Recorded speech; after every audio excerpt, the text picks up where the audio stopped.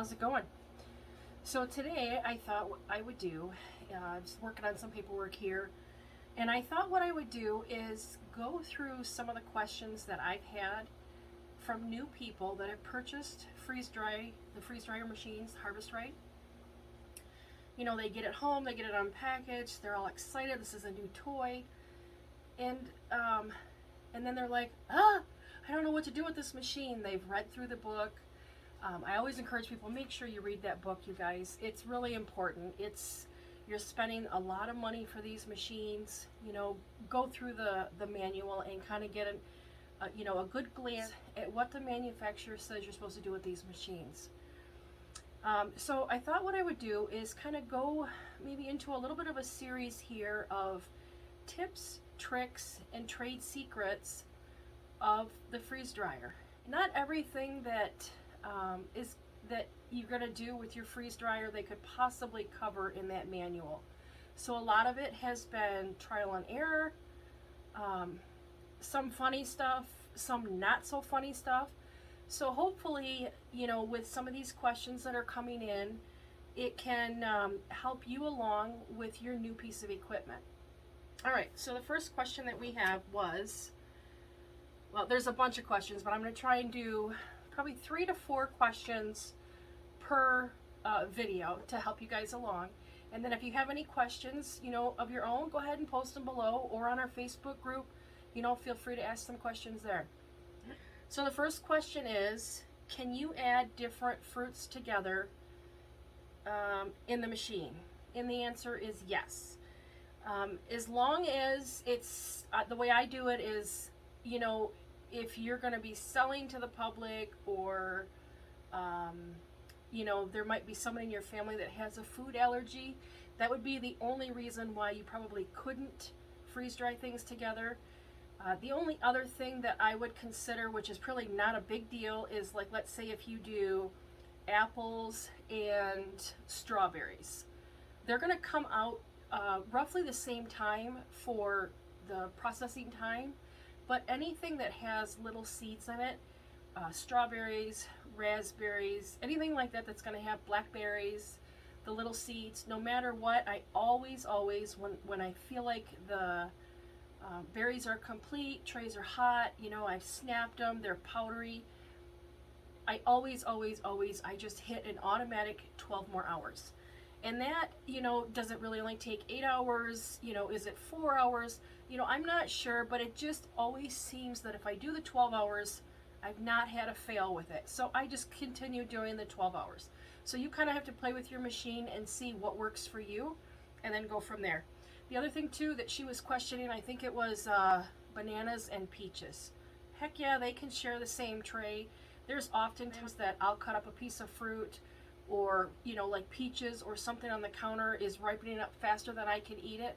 I'll take and cut those pieces up and I'll throw them in a Ziploc bag, and then I either put them in the freezer so that I can go in and, you know, as they're freezing, I can kind of like every hour or so move the bag around so the pieces don't stay together. Or what I'll do is I'll put the fruit in that Ziploc bag and then just flatten it out so it's no taller than, you know, maybe the depth of your thumb, so about an inch. And that's so that I make sure that I don't get too high on my tray. Oh, the other thing is too is I've got these little silicone trays that I use, you know, so I'll put however much is in there, they'll freeze, I'll pop those off, and then those just go in when I have my next load. Okay, the next question is, what do you do if the run finishes in the middle of the night? We've also had people ask, you know, what happens if, let's say it's Friday night and you're going to be going out for a couple hours and your machine is due to stop. It's, you know, says there's only 2 hours left on it. It's not a big deal if you happen to be going somewhere, or if it's going to be, you know, oh, it's going to go off at 2 o'clock in the morning. All I do is before I leave is I'll go down, I'll check the freeze dryer. If it says it's going to go off in 2 hours, I will just push the up button. Here, let me show you how to do that. Okay, you'll see on my machine here, it says that I have 1 hour and 15 minutes left. So what I'm going to do is I'm just going to go over here and I'm going to say I'll be back in 8 hours.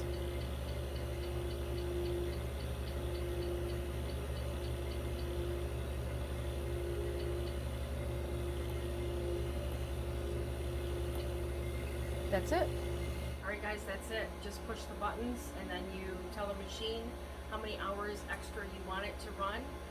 Even though I've added the extra hours on here, there's still a chance that when the machine is done and I check everything, that I'm going to have some cold spots down there, or I'm going to have some spots that aren't ready. So you still have to keep in mind that just because your machine says, beep, beep, beep, I'm all done, it may not be. So always check it. And don't be afraid to, you know, put on an extra few hours if you're in doubt. I had a load, I don't remember what happened, but I had to leave really quick. Got an hour from the house and I'm like, oh my gosh. And we were going to be gone overnight. And I'm like, what is going to happen to my load? And I'm like, well, whatever. I'm not turning back around for, you know, whatever this was. And I got home, it was Sunday afternoon, and I'm like, shoot, what, you know, I had no idea. So I went downstairs, and the machine was completely fine. It had gone into the hold pattern. And so what that means is it keeps the, whatever's in there cold, and it keeps it at the, I don't know if they call it the pressure or whatever it is, but it holds it. And so all you have to do at that point is, if you were to open your drain, let the vacuum out, you would open up your freeze dryer and all of your trays on the inside are going to be really cold. At this point, you don't want to pull your food out of the freeze dryer. What you want to do is close it back up, and then I'm not sure on the real new machines what it says, but on my machine it gives me the option to I think it's no more dry time, more dry time, or to cancel. And when a situation comes like that, I just hit more dry time, and I usually go 2 to 3 hours. When it starts chirping at me again, I go down, I open up, I want to make sure that my trays are nice and hot. All 4 or 5 levels of it, whichever freeze dryer you have, make sure that all your trays are warm. And then of course when you go through your food, you're going to want to make sure that you don't have any cold spots, because if you have the cold spots, there's still moisture in there. Your stuff has to go back in there. Now when I find a cold spot in my freeze-dried foods, I don't like if one tray still has a cold spot, I just throw it all back in there, because my thinking is I'm not going to put up this tray and then open up my oxygen absorbers, make all the mess down here and all that other stuff. I just throw it all back into the freeze dryer, run it for a couple more hours, and then when it chirps, it tells me it's done. I'm there right away to check it, make sure my trays are hot, and when everything is hot and it's ready to go, that's when I'll take and I'll, you know, get my bags ready, my oxygen absorbers are ready, my impulse machine's ready, the machine that sucks the air out of the vacuum sealer, you know, all of that stuff's ready, and I just do it all at one time. That's what works for me. If you guys find that, you know, you do better doing one tray at a time, hey, whatever works for you, make it work. All right, here's another one. Can you freeze dry things that have already been frozen? Absolutely. I have a freezer that there's trays in there ready to go. I have Ziploc bags. You know, if I have a banana, an extra banana that needs to be freeze dried, I'll slice it up, throw it in there. It might be a little bit of leftovers I've got. When I do my leftovers or my meal prep, what I do is I always do my batches in like 8-ounce servings or 1-pound servings, so that it's just what works for us.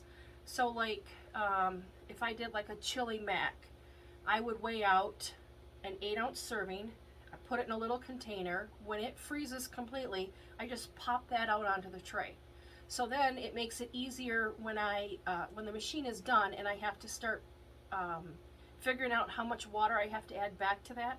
I automatically know that's 8 ounces.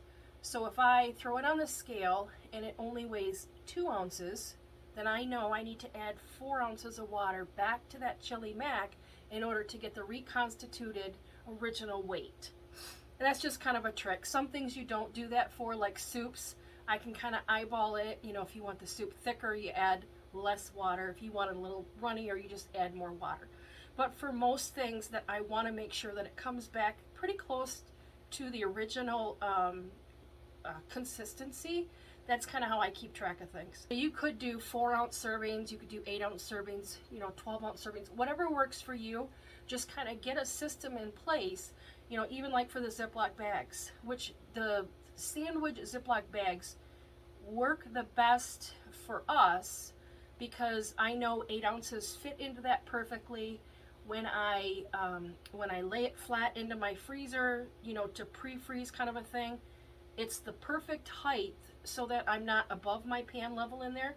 So that's just kind of one of the things that we do that kind of makes things move a little bit smoother for us. Okay, the last one was, she says, the machine is chirping and it says it's having trouble with the vacuum. What should she do?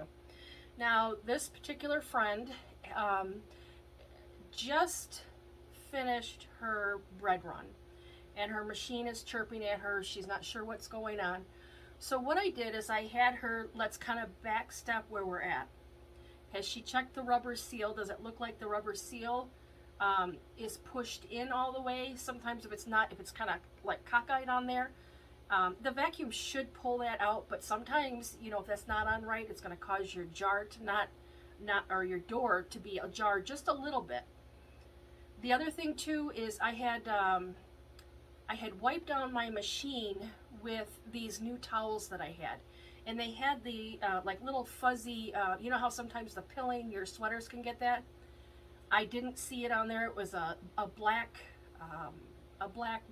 towel, a black hand towel, and I'm thinking, why is this? I've run it 100 times. Why is it not, you know, drawing a vacuum for me? So I started looking, and sure enough, there was a little tiny piece of like the fuzz that was stuck just right on there, and it wasn't a little tiny piece. I mean, it was a decent size. I was really surprised that that would cause the door to not completely seal, but that was the issue. So I pulled that off, ran the seal underwater, dried it really good, made sure there was nothing on there, and I stuck it back on there, flipped the machine on. That was it. All right, so the issue with my friend's machine was not her rubber seal. I had her check around the side of her machine to make sure that lever that you flip to let the air come in and out, make sure that was completely closed, and it was. So I had her go through and check, you know, all the connections to the machine, from the motor or to the vacuum pump to the machine, you know, check all the connections. Is everything, all the little hoses tightened? Again, because this is a new machine, you know, things can get loosened up during travel. Maybe she didn't tighten it down tight enough. You know, we're just kind of going through, you know, likely causes. She still was not able to figure out what was going on with her machine. So just because it was a new machine, and this is sometimes, you know, an error that happens, is I had asked her if her pump was plugged into the wall or was it plugged into the back of her machine. Why is that an issue? And I think what happens is people see that plug and they assume, oh, I have to plug it into the wall. And with this, you actually need to plug the pump into your machine so that they can talk.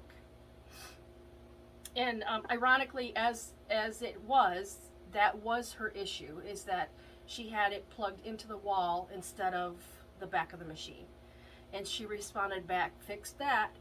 So these are the kind of things that we're gonna be focusing on the lines of the freeze dryer and the Q&A, tips, tricks, and trade secrets kind of a thing. So if you have questions, guys, reach out to the people that have been doing this for a while. They know what they're doing, for the most part. We've heard some pretty funny stories sometimes about some things that people want to do, you know, on the lines of skipping a defrost. You don't want to do that, you guys. And what that means is when your machine has cycled through, it's done, you've packaged your stuff, and you see that ice that's formed on the inside of your machine on the chamber, you want to make sure that you either tell the machine that you want it to defrost it, or you can hit no defrost and you just leave the door open.